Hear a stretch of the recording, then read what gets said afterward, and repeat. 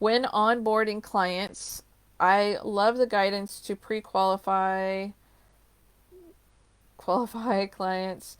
I'm now wondering how would I go about what to ask, look for, feel into. Thanks. Um,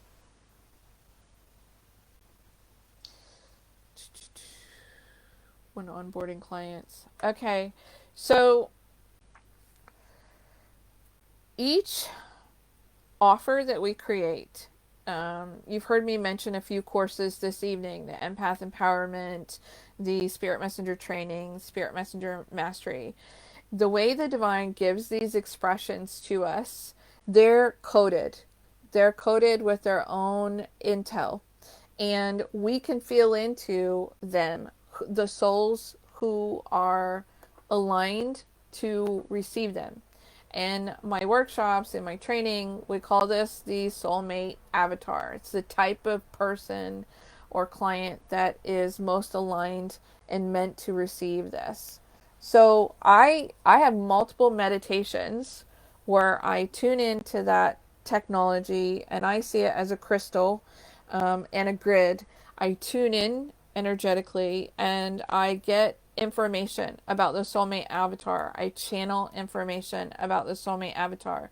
The divine gives me a description, kind of like you saw me put out here. These are leaders of light, these are missioned souls.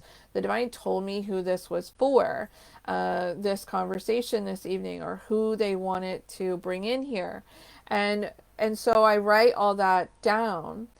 So when I'm sharing an offer, whether online or having a conversation with them, it's really about determining if they're the right match. Um, I have a questionnaire that I have people fill out when they book a call with me.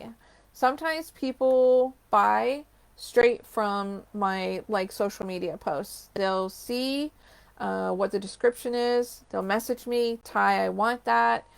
I determine whether or not they're the right fit. A lot of times I already know them and we have like an ongoing conversation about where they're at, what they're looking for, and the details. And sometimes my sales happen right in the inbox of my Facebook Messenger. But the other way is I have people book calls and I have an established set of questions that I already asked, like especially for like Spirit Messenger training. You know, I need to know if they consider themselves an empath, a medium, or psychic, or intuitive. And I even put in there, have you had any problems with this? And if so, what were they? A lot of people have been traumatized with their spiritual gifts, and I kind of need to know that coming in, what that might look like. So my pre-qualifying questions are determined on the actual offer. And the closer someone works with me, the more those questions might relate to, well, have you had a mentor before? How did that go? Did you finish the program? Um, so let me just read your question. I'm wondering how would I go about what to ask, look for, feel into. Thanks. Yeah, you get the description from the divine about your soulmate avatar. That kind of leads you into a field of this is what is going to work, and it kind of sifts out what's not going to work, or who it's not a good fit for. And then you just basically go through a process of determining whether or not they're a right fit. I think I saw on social media recently that you were giving people the space to book a call with you. So, yeah, I would take that soulmate avatar information and I would turn it into questions that people would need to somewhat answer before they even get on a call with you. Um, like things you might want to know is whether or not they're in business, whether or not they consider themselves intuitive. You may want to know if they're in the closet. Because if you're trying to help them establish like a spiritual business and they're in the closet, you're already going to have a bit of not a match there. And then I definitely, when people say that they don't finish programs, lean in and ask why. Like, find out. A lot of times people will use like a broad term, like, I've had trauma from past coaches. What what happened? And they don't have to give you like the play by play, but you at least getting a sense of whether or not you're going to be compatible to support this person.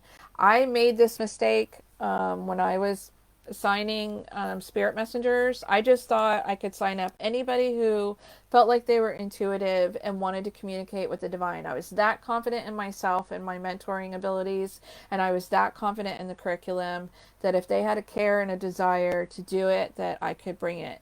And I did not have enough discernment around whether somebody was in the closet or whether somebody had finished a program before. And there were bumps that I learned in the rear view. And I just take more time up front and in the care of signing clients now. So let me know if that helps you.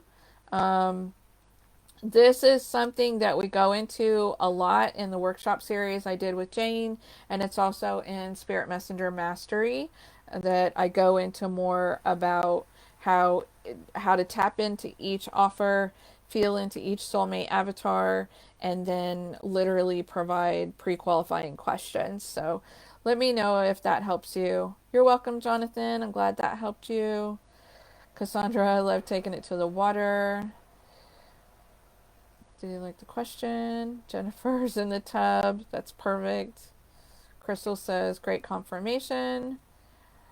Cassandra, wondering more about the on calls. Ask them straight up. Hold on. Bye, Crystal. You're welcome. Cassandra, my offer has shared with me a couple questions. Now, if someone books a call, I'm like, this is where I actually interview them. Yes, I am implementing this practice. Perfect. I have framework for an application for a high ticket and long-term containers, and this is confirming to complete it. Thank you. Yeah, some of the questions that I have, I ask some of them in the pre-qualifying questions for people to even book a call.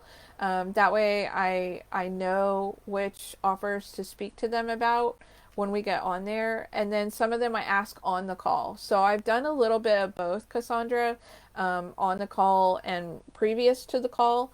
I have so many different programs or offers out there that sometimes somebody may want Spirit Messenger Mastery, but they might not be ready for it. So sometimes I'll be guided to get them going with like Spirit Messenger training first to kind of have them go through that process. Yeah, you're welcome. Definitely lean into completing that. And, you can also do some of the homework in your social media posts around this, like saying I'm here for this person, or I'm here for the ones who, I'm here for the ones for, this. So I think it could be touched on in different ways. Jonathan said, Cassandra said, something just clicked. Thanks. You're welcome. Cassandra, the divines, it's actually creators chimed in and is reminding us that when we're creating our offers, we're creating them for the soulmate client. We're not creating them for the profit. We're creating them for the soulmate client because the soulmate client has this wish, has this desire on their heart. They are asking to be served a certain kind of way. So when you deliberate, like, is it this kind of person? Is it that kind of person? It's important to feel into and repeat exactly what you're getting. Either, like, be careful not to water it down, make it too soft, or spice it up too much. The divine will give us exactly the words or the phrases to speak it, to invoke it, and to clarify it to the souls who are out there asking for the transformation. Thank you so much for checking out this video today. Be sure to like the video, share, subscribe to my channel. And if you really had a wonderful experience on this video, I invite you to share your reflections in the comments section. I love reading those. And if you would like to explore some more of my juicy magic and medicine, please visit my website at newearthmagicschool.com and register for my email list. I've got some things that you're going to love exploring. And if you would like to join our wonderful safe space on Facebook, we have a beautiful community called Be Your Own Guru. Until next time, bye bye.